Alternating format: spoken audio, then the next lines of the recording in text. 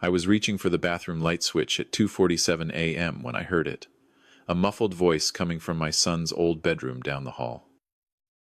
My son Marcus didn't live here anymore. He'd moved to his downtown Toronto condo 3 years ago, right after his mother Ruth passed.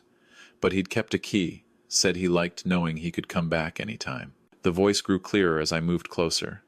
It was Marcus, and he wasn't alone. "Dad's basically a fossil at this point," Marcus said, his laugh sharp and unfamiliar. "The dementia's getting worse. Dr. Patel said give it 6 months, maybe a year tops." I froze with my hand on the doorframe. Dementia? I'd seen Dr. Patel 2 weeks ago for my annual checkup. Blood pressure a bit high, cholesterol manageable. He'd told me I had the heart of a 50-year-old. "Once we get the power of attorney signed, it's basically done." That was a woman's voice, not Marcus's wife, Elena. Someone younger. "Your sister's on board?" "Vivian?" Marcus snorted. "She'd sell her own kids if the price was right. We split everything 50-50. She gets the rental properties in Vancouver. I get the investment accounts and this house. We flip it, easy, $2 million after renovations." My chest tightened, but not from any heart condition. This house. The house Ruth and I bought in 1987 for $89,000, scrimping every penny from my Air Canada mechanic's salary. The house where we'd raised Marcus and Vivian, where Ruth had planted her garden, where she died in our bed 18 months ago. "What about the will?" the woman asked. "There isn't one.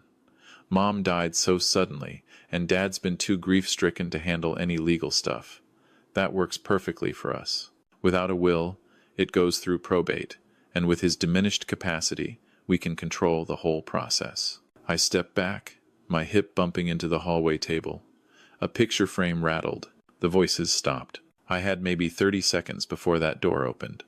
I moved as quickly as my 64-year-old knees would allow, back to my bedroom, easing the door closed. I sat on Ruth's side of the bed, her pillow still holding the faint scent of her lavender shampoo, and tried to process what I'd just heard. My son, my boy who I'd taught to skate on the Rideau Canal, who I'd driven to hockey practice at 5 a.m. for 12 straight years, who'd hugged me at Ruth's funeral and promised we'd get through this together. That son was planning to declare me mentally incompetent, steal my assets, and sell the only home I'd ever owned. I heard Marcus's door open, footsteps in the hall, then silence.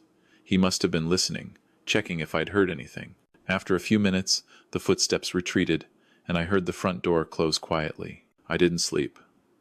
I sat there on Ruth's side of the bed until the sun came up, painting the bedroom walls the same soft pink she'd loved. And I made a decision. If my children thought I was becoming senile, then I'd become exactly what they expected. 3 days later, I was at the breakfast table when Marcus stopped by. He had his own key, but he'd started this new habit of checking in on Dad every few days. "Morning, Pop," he said, breezing into the kitchen. "How are you feeling?" I looked up from my newspaper, letting confusion wash over my face. "Marcus, what are you doing here? Is it Sunday already?" It was Wednesday. His eyes lit up with something that might have been concern to an outsider, but I recognized it now. "Opportunity. It's Wednesday, Dad. Remember, I told you I'd stop by?" I frowned, shaking my head slowly. "Did you?" I don't remember that." "It's okay," he said, his voice dripping with false patience. "Why don't I make you some eggs?" "I already ate," I said, gesturing to the empty table in front of me. "Dad, there's no plate here." I looked down, letting panic cross my face. I could have sworn, over the next 2 weeks, I perfected the performance. I'd forget appointments I'd never made. I'd leave the stove on with nothing cooking. I'd ask Marcus the same question 3 times in 10 minutes. I watched him document it all on his phone, probably building his case. But while I played the confused old man during the day, my nights were spent in Ruth's office, the small room she'd used for her bookkeeping business. I went through every file, every document, every piece of paper related to our finances. And what I found made my blood run cold. Ruth had been sick longer than I'd known. The death certificate said sudden cardiac arrest, but tucked away in her filing cabinet was a diagnosis from 8 months before she died. Stage 3 ovarian cancer. She'd been seeing specialists, getting treatments, all while telling me she was visiting her sister in Ottawa. She'd kept it secret because of the money.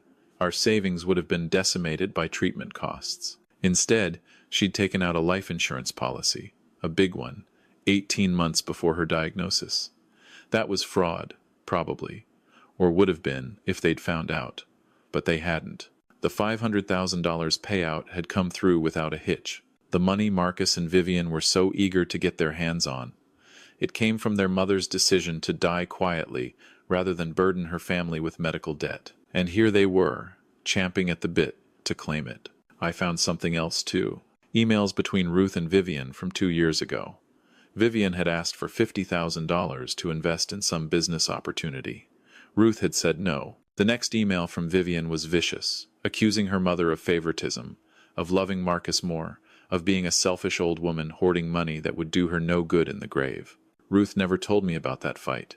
She'd carried that pain alone, just like she'd carried her diagnosis. I was still sitting at Ruth's desk, her reading glasses in my hand, when I heard Marcus let himself in at 6:30 a.m. He did that now, showing up at odd hours, probably trying to catch me in some act of confusion. "Dad," he called out, "why are all the lights on?" I'd left them on intentionally.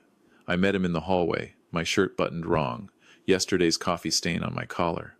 "I couldn't find the switch," I said. "Did Ruth move them?" His expression was perfect sympathy, masking triumph. "Dad, Mom's been gone for 18 months. We talked about this." I let tears pool in my eyes. They weren't hard to summon.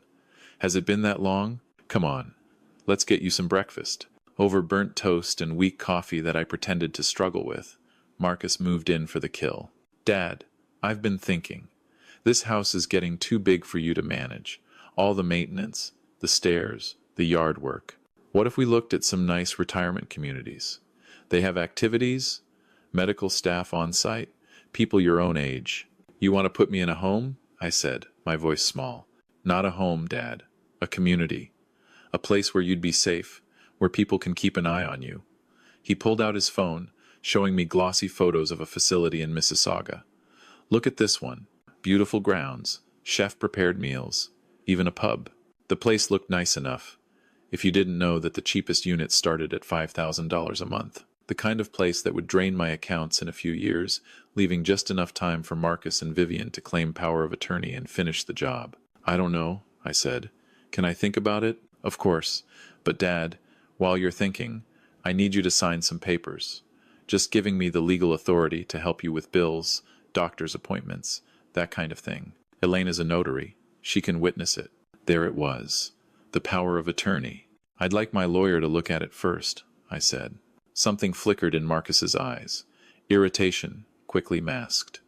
"Dad, Mr. Patterson retired 2 years ago. Don't you remember? I can help you find someone new, but these are standard documents. Nothing complicated." "Still," I said, my hands shaking as I held my coffee cup. "Real shakes now, from rage, not performance. I'd like someone to explain it to me." "Sure, Dad, sure. How about this? Why don't you come for dinner tonight? You and me and Elena, we'll go over everything." I agreed, and Marcus left, looking satisfied. The moment his car pulled away, I was on the phone. "Patterson and Associates. This is William Fletcher. I need to speak to James Patterson." "I'm sorry, sir, but Mr. Patterson is retired. Perhaps one of our other attorneys." "Tell him it's Will Fletcher. Tell him it's urgent. Tell him Ruth would have wanted him to help." James Patterson called me back within the hour. He hadn't retired. He'd semi-retired, reducing his caseload, but he still practiced law. Marcus had lied about that too. "Will, what's going on?" I told him everything. The conversation I'd overheard, Marcus's campaign to prove my incompetence, the emails I'd found, Ruth's secret. When I finished, there was a long silence. "You understand what you're describing as elder abuse," James said finally. "Financial exploitation with intent to defraud. If you wanted to, we could bring criminal charges." "I don't want to destroy my son," I said, surprising myself with the truth of it. "I want him to understand what he's doing, what he's become." "Then we do this carefully," James said. "First, we get ahead of this. I'm drawing up a comprehensive will and trust immediately. Second, we document your mental competence. I'm scheduling you with a geriatric psychiatrist I know, Doctor. Sarah Chen. She'll do a full evaluation. Third, we set a trap." "What kind of trap?" "The kind where your children show us exactly who they are." That night, I went to dinner at Marcus's condo. It was a beautiful place. 40th floor, floor-to-ceiling windows overlooking Lake Ontario. Marcus made good money in pharmaceutical sales, though not good enough to afford this place on salary alone. I wondered how much of his mother's help over the years had gone into this view. Elena greeted me with a hug that felt like a performance. She'd never been warm, not really, but she played the dutiful daughter-in-law perfectly. "Dad Fletcher, so good to see you. How are you feeling?" "Confused," I said, right on cue. I wasn't sure which building this was. I walked around for 20 minutes before I found the right lobby. Elena and Marcus exchanged a glance, another data point for their case. Over dinner, some kind of chicken thing I actually quite liked, though I pretended to struggle cutting it, Marcus brought out the documents. "So, Dad, these are the power of attorney forms I mentioned. This one gives me the authority to handle your financial affairs. This one covers healthcare decisions if you're unable to make them yourself." I picked up the papers, squinting at them. "This is a lot of legal language." "I know, Dad.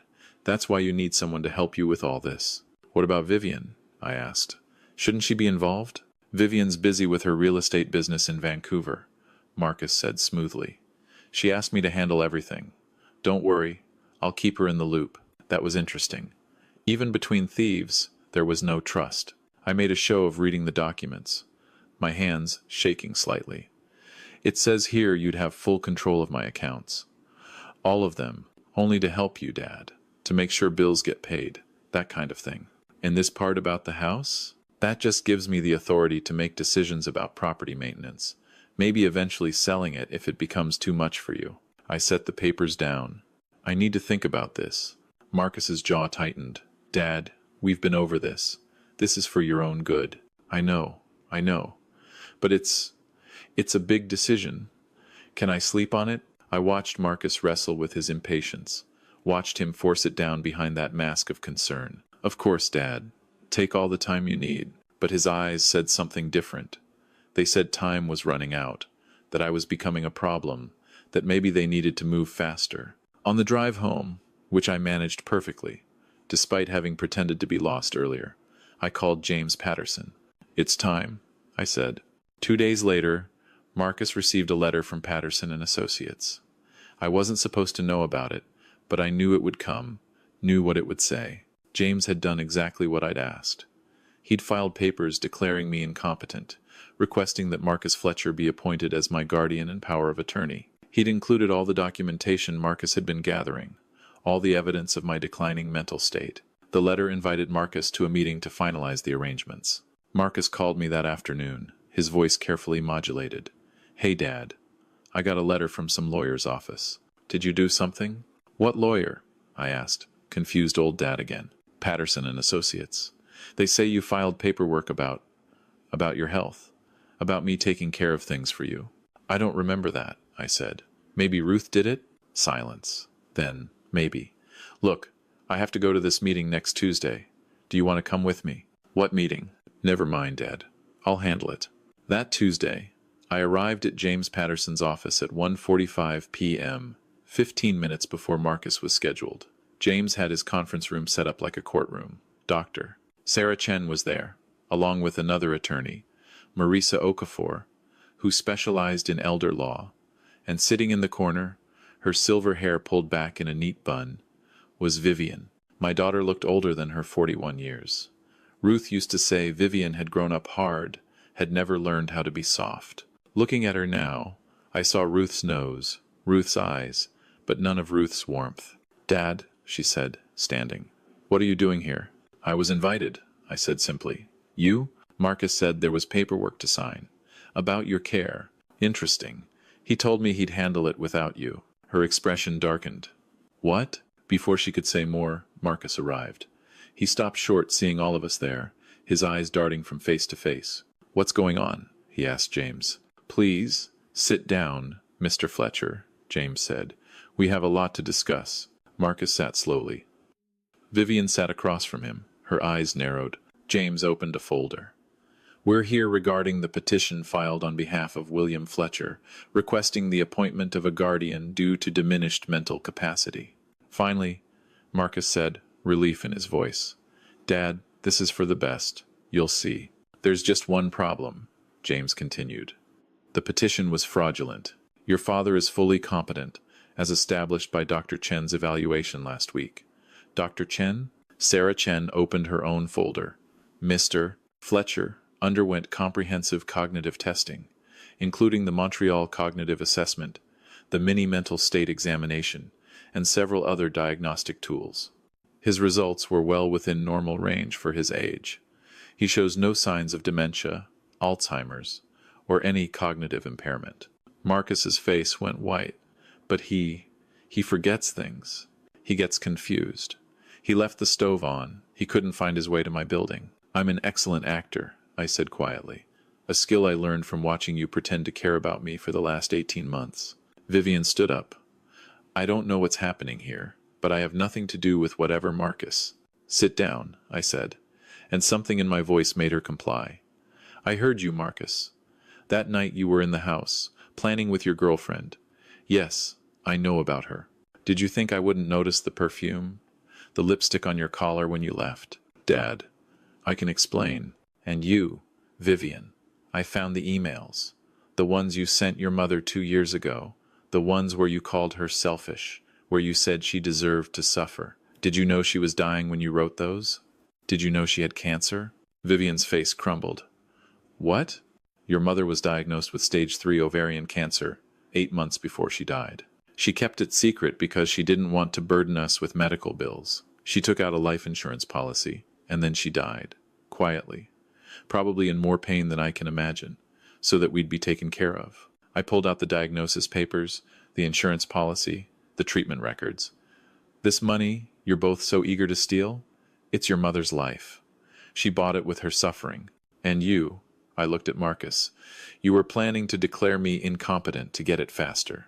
Dad, I never meant. You said I was a fossil. You gave me 6 months to a year before dementia took me completely. You laughed about it. Tears were streaming down Marcus's face now. Real ones, I thought, but maybe I couldn't trust my judgment anymore, not about my children. And you, I turned to Vivian, you told Marcus you'd sell your own children. Maybe you were joking, but were you joking when you told your dying mother she was selfish? I didn't know, Vivian whispered. Dad, I swear I didn't know she was sick. Would it have mattered? I asked. The silence that followed answered my question. James Patterson cleared his throat.